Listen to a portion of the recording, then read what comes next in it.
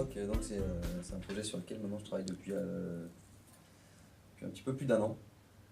Et donc en fait c'est une plateforme d'échange de compétences. Donc l'idée c'est très simple, c'est que chacun des utilisateurs qui vont sur talentproc.com puisse se créer un profil, référencer les compétences qu'il a et puis les transmettre aux autres. L'idée c'est vraiment que pour une heure de formation qu'on va donner à quelqu'un dans un domaine qu'on maîtrise, on puisse prendre une heure en contrepartie par un autre membre de la communauté dans un domaine qui nous intéresse. Donc à l'origine de ce projet-là, c'était un projet d'échange de compétences pour demandeurs d'emploi que j'avais monté. Donc il y a plusieurs éléments qui ont fait qu'on a décidé de switcher de la solution demandeur d'emploi à la solution grand public. C'est que déjà le grand public nous disait que ça m'intéressait, et les demandeurs d'emploi préféraient aussi ne pas être catalogués en tant que tels, et donc faire partie plutôt d'une masse plus importante euh, de tout type de profil.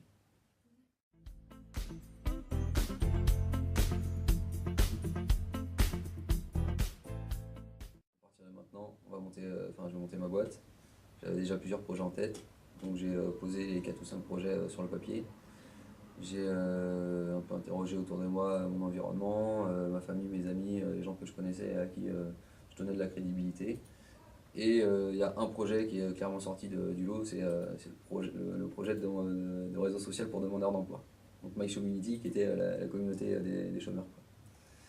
Et donc on a bossé dessus un an et puis ça a évolué jusqu'à où on en est aujourd'hui.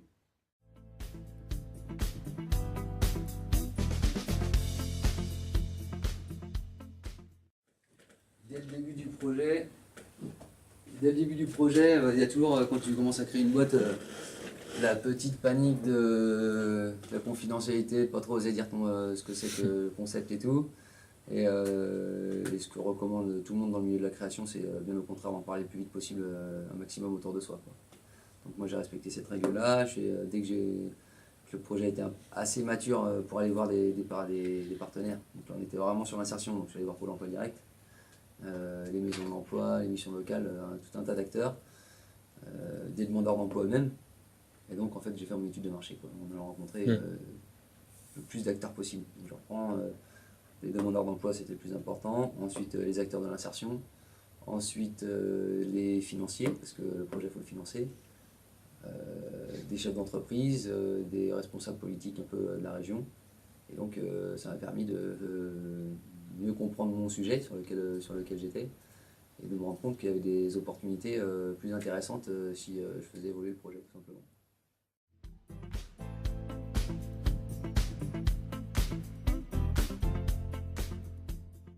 On a commencé à bosser en septembre 2012 dessus. On a intégré l'incubateur en février 2013, donc à Audencia. On a obtenu une première subvention de la région en tant qu'innovation sociale en avril ou en mai 2013. Lancement de la conception du site à partir de mai-juin. Et donc là on est en train de terminer. On a sorti notre version bêta tout début septembre. On envoie plein de nouvelles fonctionnalités courant septembre jusqu'à début octobre. On a dit qu'on sortirait en septembre, je pense qu'on va sortir début octobre. Ça serait peut-être plus sage d'attendre une semaine ou deux pour pouvoir bien communiquer dessus. Et donc voilà, quoi, lancement prévu dans 15 jours, 3 semaines.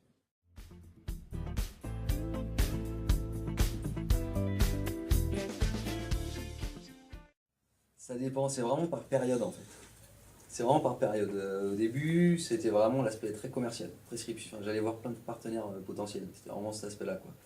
Il y avait un début de concept. L'idée, c'était vraiment d'aller le tester, déjà de commencer à le vendre un peu aux partenaires, de voir comment ça marchait. Donc, c'était vraiment un aspect vente. Pas encore trop marketing parce que j'avais un concept, mais je ne le faisais pas encore évoluer, quoi. C'était juste une idée à inventer. Et donc, c'était vraiment voilà, ce concept-là, j'essaie de voir ce que ça donne avec d'autres personnes. Après, on a eu la période plutôt dossier, donc là tu vois c'est pareil, c'est la rentrée, donc il y a tous les appels à projets. Donc là c'est vraiment de la rédaction, de l'explication de ton projet, donc là c'est de la communication. Là c'est vraiment de la communication, très bien choisir ses mots. Communication, quand on est étudiant, on a souvent l'impression que ça sert à rien, que c'est un peu de la jugeote, ça vient tout seul. Ça vient pas tout seul, la communication c'est très important, chaque mot compte. Chaque personne va interpréter un mot d'une manière différente et c'est un aspect très important du projet. Bien réussir à cibler les mots, comment tu vas parler du projet et puis essayer de le rendre le plus sexy possible.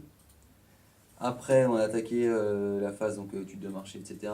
Et puis la phase conception du site internet. En ce moment, on est en phase lancement, donc là, c'est vraiment l'aspect marketing, quoi. Marketing, communication, encore les deux ensemble. On a un projet qui est quand même bien abouti en termes techniques, en termes de concept. Maintenant, il faut juste le marketer à fond pour qu'il soit super sexy et que ça marche bien.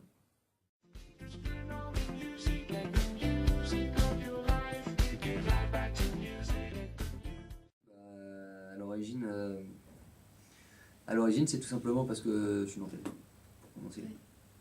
Deuxième raison, parce que Nantes, c'est une ville quand même assez dynamique sur le plan entrepreneurial, sur le plan du web, sur le plan du social.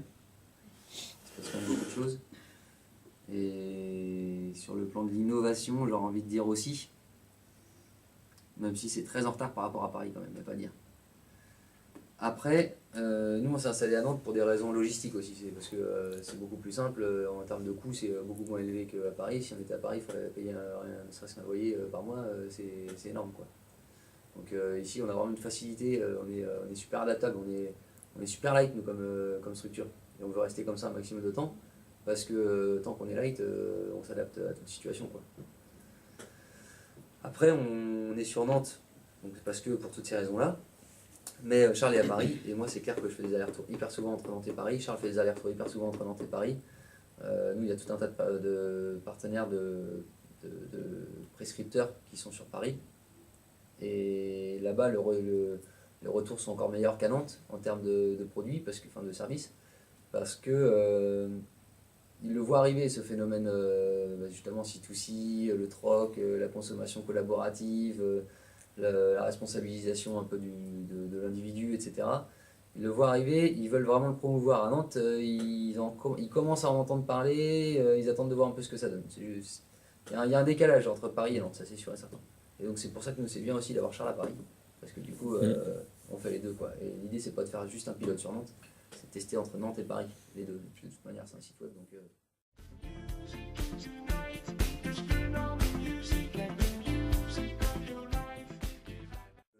Moi j'ai tendance à penser,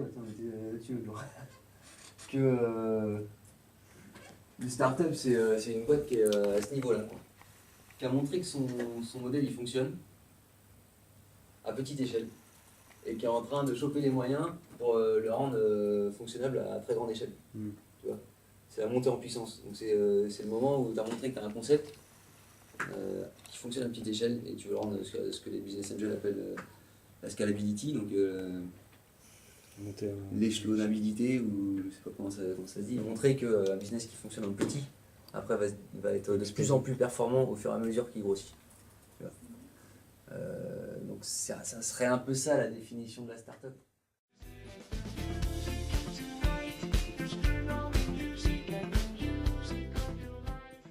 Ça c'est un truc super important, c'est savoir exprimer clairement son idée quoi. Et donc commencer par savoir pitcher, pas avoir trop peur de la critique des autres, parce que de toute façon c'est normal de se faire tailler, et puis c'est en se faisant tailler qu'on avance. Donc plutôt chercher à se faire critiquer. Et puis après, ouais, voilà, se mettre à bosser quoi, sérieusement dessus. Sûr de soi, sûr de son projet, enfin, confiant en son projet. Ah ouais. Après, la confiance, j'ai envie de dire, elle vient en fonction aussi des retours qu'il y a des gens quoi. Et si t'es pas assez confiant, ça veut dire qu'il y a peut-être un problème. Bah toi en fonction des retours que tu as eu, de le faire évoluer pour que ça réponde aux questions qu'on t'a posées quoi. Okay. Et donc c'est ça quoi, toujours s'adapter. Et puis après il y a des fois c'est ça, il y a tout le monde qui nous dit faut pas faire ci, il faut faire ça. Et non, parfois il faut savoir dire non, tout simplement, parce que on a des arguments qui vont bien en face quoi. Il faut juste au moins être capable de justifier la chose. C'est important de se poser la question quand même.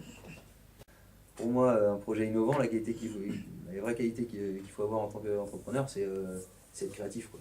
Donc il faut être créatif nous-mêmes et puis aussi savoir transmettre cette créativité dans notre équipe. Alors que pour un projet type, on va dire, conseil, B2B, par exemple, ce que font les gars, plutôt de la formation, là, tu as un modèle qui fonctionne, tu n'as pas besoin d'être créatif pour le faire évoluer, quoi. Enfin, à long terme, si, parce que sinon tu vas te faire rattraper par quelqu'un d'autre. Et déjà, à moyen terme, tu peux déjà le vendre comme ça. Et pour le vendre, bah, après, les qualités qu'il faut avoir, c'est être bon vendeur et puis être bon gestionnaire, quoi. Donc c'est quand même deux choses différentes. Mais de toute façon, je pense que c'est ça. Dans un début de projet, il faut savoir être vraiment créatif. Puis petit à petit, bon vendeur. Et puis après, petit à petit, bon vendeur et bon gestionnaire. Peut-être le dernier conseil, il ne faut pas se donner de limite, quoi. Sur de la création d'entreprise, il ne faut pas se brider. Parce que sinon le projet il pourra pas grossir. Donc il y a des moments où il faut savoir voir grand. Et puis se donner les moyens aussi, quoi. Moi je sais que par exemple tout ce qui était justement pitch, présentation en public, c'était pas forcément mon truc avant. Et bah, j'y allais quand même parce que de toute façon sinon le projet n'avançait pas. Voilà, donc je me laissais pas le choix. Et aujourd'hui les pitchs je les fais, il n'y a pas trop de soucis, quoi. Donc les présentations, les conférences, c'est plus quelque chose qui me fait peur, alors qu'avant quand même clairement c'était aussi un aspect important. Bah, voilà. Donc tu vois, on progresse et on avance, quoi. Mais une fois de plus, il ne faut pas avoir peur de l'erreur parce que c'est clair que les premiers pitchs ils étaient pas top. Et puis aujourd'hui ça fonctionne bien, donc c'est bien qu'on a progressé, quoi.